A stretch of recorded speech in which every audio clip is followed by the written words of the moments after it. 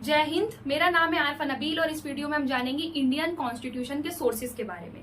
Indian constitution दुनिया का longest constitution है और इसे बनने में 2 साल 11 महीने 18 दिन का समय लगा था। इतना लंबा समय इसलिए लगा क्योंकि हमारी कॉन्स्टिट्यूएंट असेंबली कई देशों के संविधानों को समझकर, परख कर, उन पे बहस कर कर हमारा कॉन्स्टिट्यूशन बना रही थी।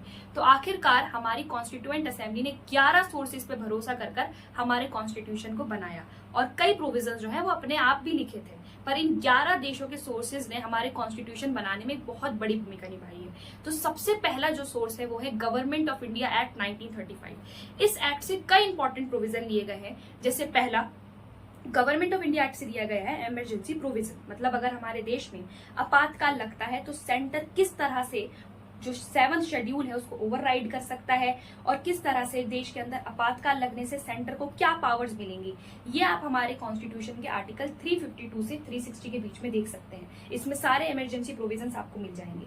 दूसरा, पब्लिक सर्विस कमीशन का जो कॉन्सेप्ट है वो भी इसी एक्ट से लिया गया है कि देश में एक पब्लिक सर्विस कमीशन होगा जो सिविल सर्विसेज के एग्जाम कराएगा और देश के अंदर एडमिनिस्ट्रेटिव्स जो है अपॉइंट करेगा।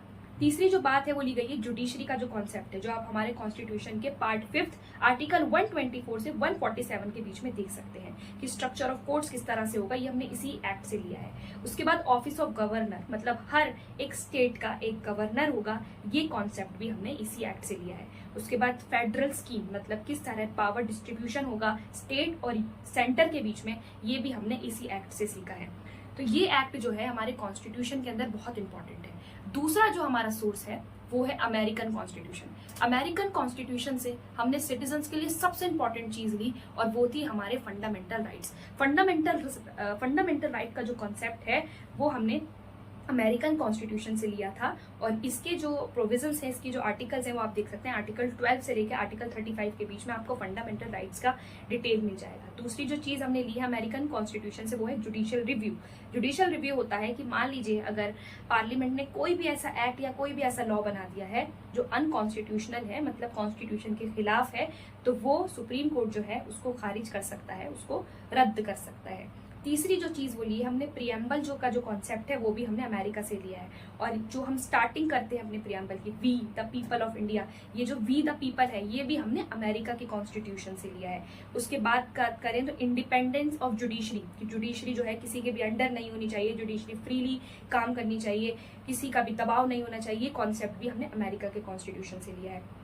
उसके बाद बात करें इम्पीचमेंट ऑफ प्रेसिडेंट, कि प्रेसिडेंट को किस तरह हटा सकते हैं, उसका जो पूरा प्रोसेस है वो भी हमने अमेरिकन कॉन्स्टिट्यूशन से लिया है। और ये हम आर्टिकल 61 जो है हमारा कॉन्स्टिट्यूशन, इसकी बात करता है। उसके बाद removal of supreme court and high court जजेस जो हैं वो भी हमने अमेरिकन कॉन्स्टिट्यूशन से लिया है।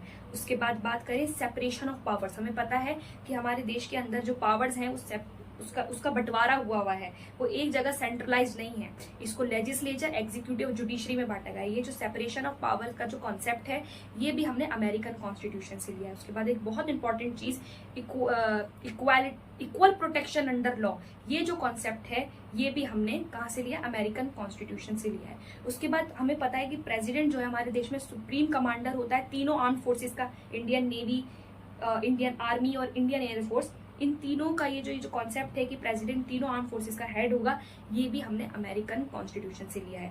उसके बाद बात करें ब्रिटिश कॉन्स्टिट्यूशन की, तो ब्रिटिश कॉन्स्टिट्यूशन से हमने लिया है rule of law. Rule of law मतलब कानून जो है वो सबके लिए बराबर है और कानून का ही शासन चलेगा, और इक्वालिटी बिफोर लॉ, ये भी कॉन्सेप्ट हमने ब्रिटिश कॉन्स्टिट्यूशन से लिया है। उसके बाद पार्लियामेंट्री फॉर्म ऑफ गवर्नमेंट, की जो एग्जीक्यूटिव्स हैं वो लेजिस्लेचर के प्रति हमेशा क्या रहेंगे, जिम्मेदार रहेंगे। ये कॉन्सेप्ट भी हमने, कैबिनेट सिस्टम जो हमने, ये भी हमने ब्रिटेन से ही लिया है। उसके बाद रिट्स का जो कॉन्सेप्ट है कि अगर आपका कोई भी राइट वायलेट होता है तो आप सीधा कहाँ जा सकते हैं, सुप्रीम कोर्ट जा सकते हैं।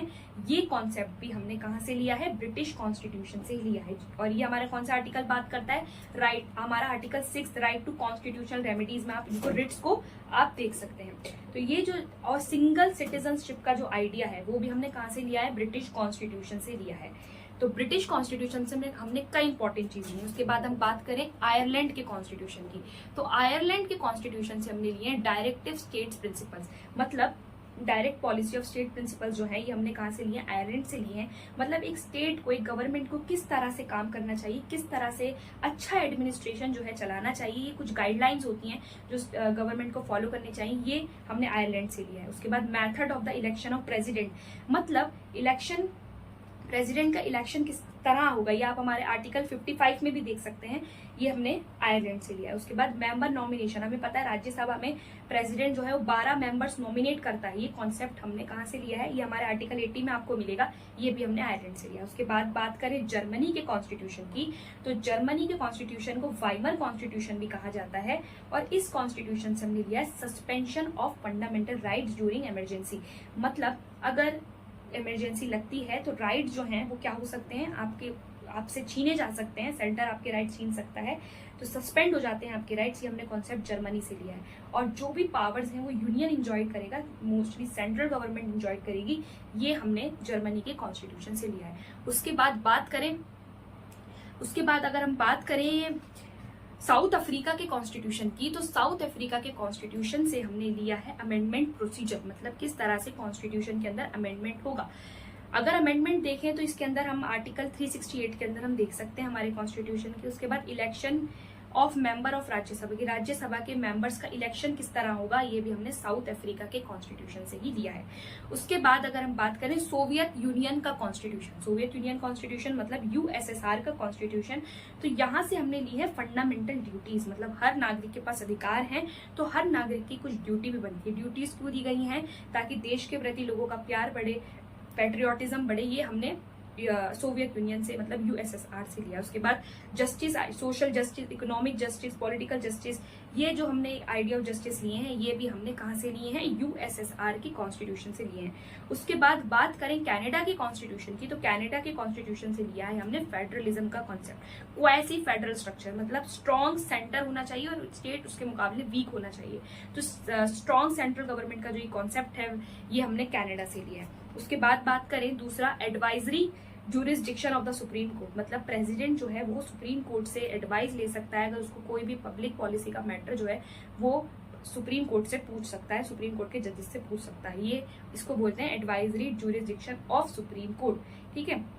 तीसरी जो चीज हमने कनाडा से ली है वो centre appoint the governor state, मतलब किस तरह से गवर्नर जो है वो स्टेट सेंटर जो होता है वो किस तरह से गवर्नर को चुनेगा, ये कॉन्सेप्ट भी हमने कनाडा से लिया है। उसके बाद रेसिडुअल पावर जो है वो सेंटर के पास रहेंगी, मतलब आपकी union list, state list and आपकी कॉन्करेंट लिस्ट को छोड़ के जो सब्जेक्ट्स हैं उन पर कौन कानून बनाएगा, उन पर सिर्फ और सिर्फ सेंटर गवर्नमेंट ही कानून बनाएगी।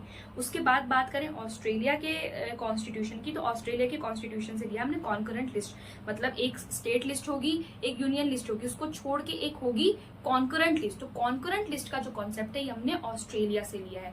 और बात करें trade, freedom of trade and commerce का जो कॉन्सेप्ट है, जो आप हमारे आर्टिकल कॉन्स्टिट्यूशन के आर्टिकल 301 to 307 के बीच में आप देख सकते हैं, ये कॉन्सेप्ट भी हमने ऑस्ट्रेलिया से लिया। उसके बाद हमने फ्रांस से, तो बहुत इंपॉर्टेंट चीज है idea of liberty, equality and fraternity and Republic होने का आइडिया, मतलब रिपब्लिक का मतलब है कि हमारा हेड ऑफ द स्टेट मतलब प्रेसिडेंट जो होगा वो इलेक्टेड होगा, ना कि नॉमिनेटेड होगा। ये जो तीन आइडियाज हैं, लिबर्टी, इक्वालिटी, फ्रेटर्निटी, ये जो कॉन्सेप्ट है हमने फ्रांस से लिया है। उसके बाद हम बात करें जापान की कॉन्स्टिट्यूशन की, तो जापान की कॉन्स्टिट्यूशन से हमने लिया है procedure established by law. Procedure established by law क्या होता है कि कोई भी लॉ और कोई भी एक्ट अगर बन रहा है तो क्या वो सही प्रोसीजर फॉलो करके बन रहा है या नहीं, क्या उसको वही बॉडी बना रही है जिसको कॉन्स्टिट्यूशन ने बोला है। ऐसा तो नहीं है कि कॉन्स्टिट्यूशन ने बोला है कि लॉ लेजिस्लेचर बनाएगा, पर यहाँ पर हम देखते हैं एग्जीक्यूटिव्स बना रहे हैं लॉ। तो एक प्रोसीजर स्टैब्लिश्ड बाय लॉ जो है वो ये कहता है कि कानून एक सही प्रक्रिया से बनना चाहिए, ये हमें जापान के कॉन्स्टिट्यूशन से लिया है। हालांकि हमारा जो सुप्रीम कोर्ट है वो ये जरूर देखता है कि ड्यू प्रोसेस ऑफ लॉ को देखता है, मतलब जो कोई भी लॉ जो बन रहा है क्या वो अनकॉन्स्टिट्यूशनल तो नहीं है, क्या वो किसी और कानून के खिलाफ तो नहीं है, क्या वो देश में कोई दिक्कत तो नहीं लाएगा। और हालांकि ड्यू प्रोसेस ऑफ लॉ जो है ये अमेरिकन कॉन्सेप्ट है, बल्कि प्रोसीजर स्टैब्लिश बाय लॉ जो है वो एक जापान का कॉन्सेप्ट है। तो आई होप आपको सारे सोर्सेज की जो बातें हैं वो समझ में आई होंगी। तो इंडियन कॉन्स्टिट्यूशन को इसी वजह से बोरोड कॉन्स्टिट्यूशन भी कहा जाता है, क्योंकि हमने कई प्रोविजंस जो हमारे बिल्कुल एक तरीके से बेसिक स्ट्रक्चर है कॉन्स्टिट्यूशन का, वो हमने दूसरी कंट्रीज के कॉन्स्टिट्यूशन से सीख कर लिया है।